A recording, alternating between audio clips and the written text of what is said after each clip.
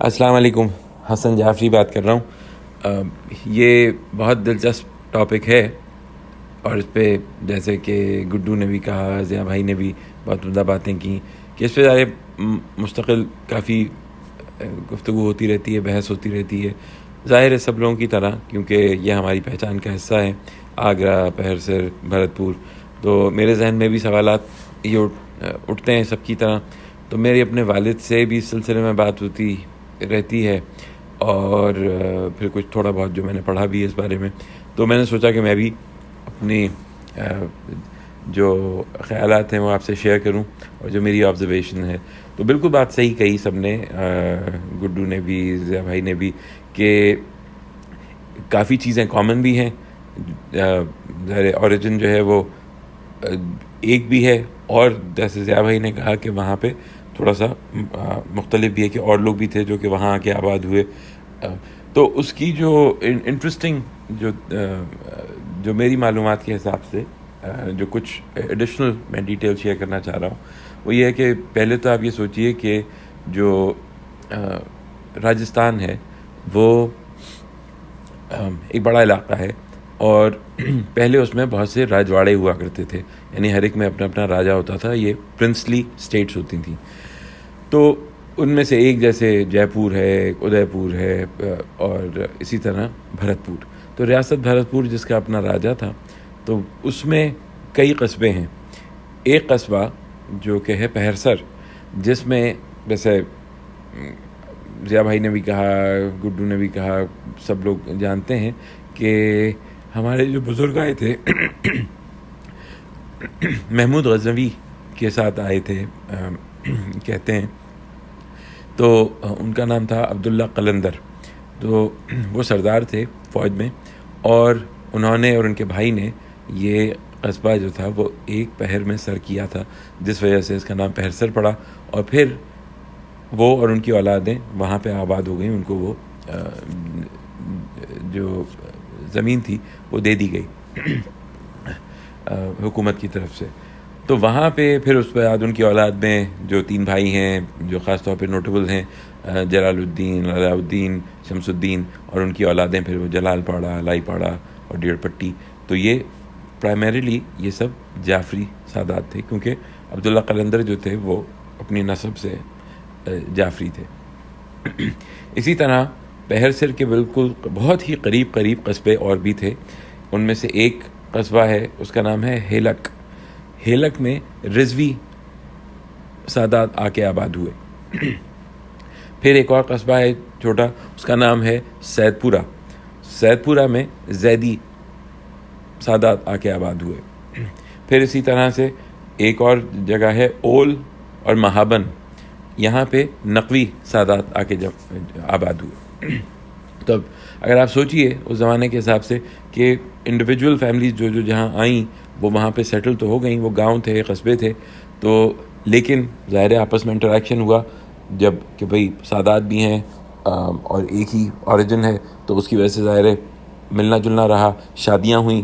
جب شادیاں ہوئیں تو پتہ چلا کہ جو ہیلک سے لڑکی بیاہ کے اگر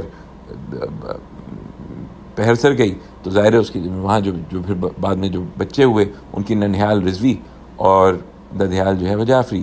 اسی طرح سے جو اگر لڑکی بیاہ کے پہرسر سے سید پورہ گئی تو اس کی سسرال جو ہے وہ زیدی اور میکہ جو ہے وہ جعفری۔ تو یہ تو ایک یہ چیز ہوئی کہ اس طرح سے آپس میں جو ہماری رشتہ داریاں ہیں کہ ہماری جو برادری ہے سو کالڈ کہ اس کے اندر جعفری بھی ہیں، پھر اس کے علاوہ رضوی بھی ہیں، کچھ نقوی بھی ہیں، جیسے کہ ایک مشہور شخصیت ہے ہماری برادری کے سوری میرا گلا خراب ہے ذرا، یونس نقوی۔ تو نقوی جو ہیں وہ اول اور مہابن کے ہیں۔ تو اسی طرح سے ہیلک میں کے رضوی۔ تو اب یہ تو تھے جو اوریجنز تھے، جو مختلف جو چھوٹے قصبے یا گاؤں تھے۔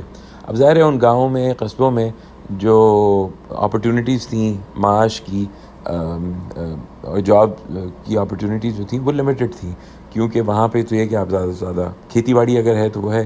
لیکن جابس کے سلسلے میں پھر جو سب سے قریبی جو بڑا شہر تھا وہ تھا پہر سر، جو کہ یہ بھرت پور، جو کہ راجدھانی بھی تھا، جہاں پہ راجا کا کیپٹل بھی تھا.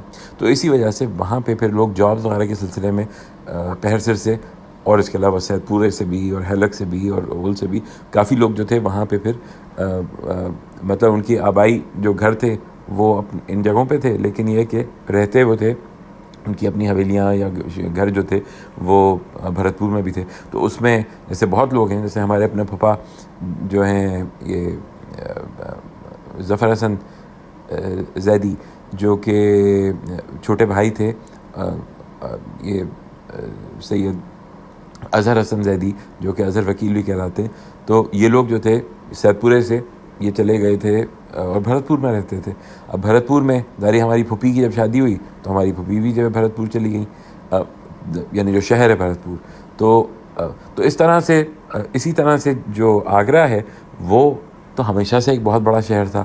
آگرہ بہت بڑی چھاونی رہی، اس سے پہلے جو ہے وہ بہت ہی امپورٹنٹ شہر رہا، بلکہ اکبر اور جہانگیر کے زمانے میں تو آگرہ جو ہے وہ پوری مغلیہ سلطنت کا کیپٹل بھی رہا ہے. تو اس وجہ سے وہاں پہ جو معاش کی جو اپرچونیٹیز تھیں وہ بھرت پور سے بھی زیادہ تھیں. تو وہاں پہ جو سادات پھر آباد ہوئے، جو قریب کے علاقے تھے وہیں سے آباد ہونا زیادہ آسان ہے، تو اس لیے وہاں پہ آباد ہوئے پہر سر سے. اور اسی طرح سے جو یہ جیسے میں نے کہا کہ جو رشتہ دار تھے، جو سید پور کے زیدی تھے، ہیلک کے رضوی تھے، اول کے نقوی تھے، تو وہ بھی وہاں پہ آباد ہوئے. تو یہ جو محلہ ہے جہاں پہ وہ رہتے تھے اس کو کہتے ہیں شاہ گنج. تو شاہ گنج میں سادات رہتے تھے. ظاہر ہے کافی وہاں پہ جو تھے وہ سادات جو تھے وہ پہر سر کے تھے، لیکن وہ سب آپس میں برادریاں تھیں کیونکہ شادیاں ہوئی تھیں کافی لوگوں کی. تو ایک یہ چیز ہوئی. تو آئی ہوپ کہ دس ان پارٹ ایکسپلین. ظاہر ہے یہ نہیں ہے کہ ہر شخص جو کہ آگرہ میں آیا وہ انہی چھوٹے قصبوں سے آیا. ظاہر ہے ہر جگہ پہ لوگ جو ہیں وہ آتے بھی ہیں. اور پھر دوسری بات یہ ہوتی ہے کہ جیسے گڈو نے کہا کہ اب جیسے بلرام پور میں لوگ چلے گئے، تو ہوتا ہے کہ اگر آپ لوگ کہیں بہت دور چلے گئے تو ظاہر ہے اس زمانے میں اتنا آسان نہیں ہوتا تھا کہ واپس آ کے آپ جو ہے مستقل آتے جاتے رہیں. تو ظاہر ہے تھوڑا بہت آپ کٹ آف ہو جاتے ہیں.